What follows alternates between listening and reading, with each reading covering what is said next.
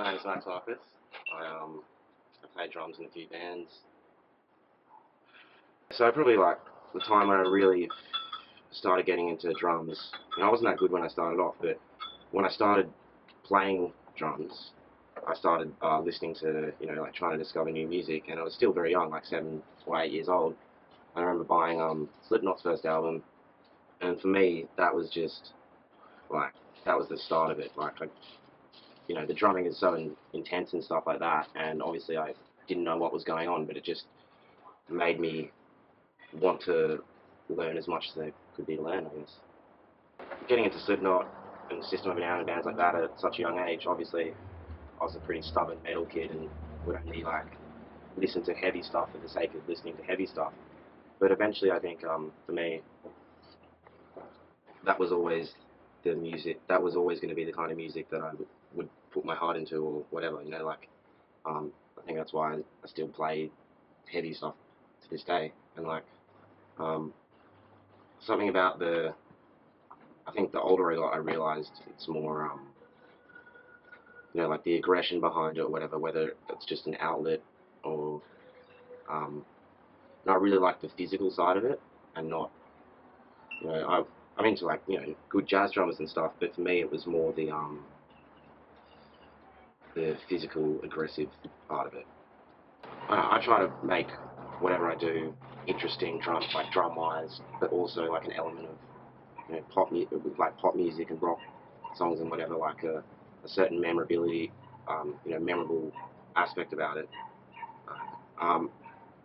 But me, what I try to get across drumming with my playing is, even if I'm not the best player or whatever, I just want people when they watch me play to see that I put in 100%. Yeah. Or so even if it's not about nailing the parts or anything for me live. It's about showing that I'm into it.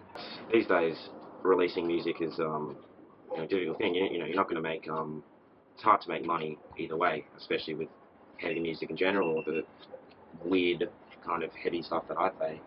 But it's all sort of about, I think the communities surrounding this kind of music are maybe more supportive. So you put your shit out there for free, and people want to support it. They'll donate on Bandcamp. I think Bandcamp's probably the best thing to happen to the realm of music since the whole digital music age. I've always loved buying CDs and more recently records. And I think I always will, because I like supporting the artist, but I like having art. So there is one song that for me, I'm not really a lyric man. I'm not one of those dudes that listens to heavy music and pretends to know what they're saying. If anyone knows what they're saying, it's because they've looked at the lyrics and sung them along to the song, and then they know what it's about.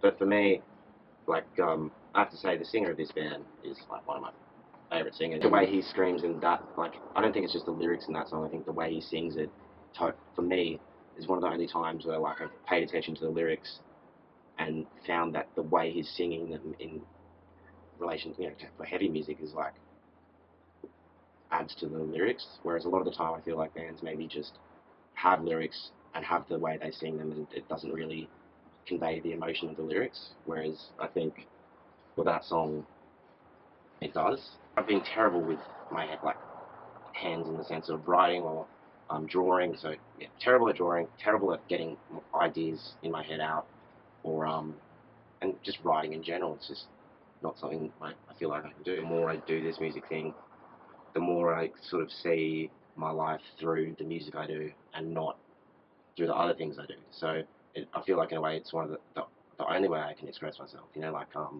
I may not be able to communicate with people very well, or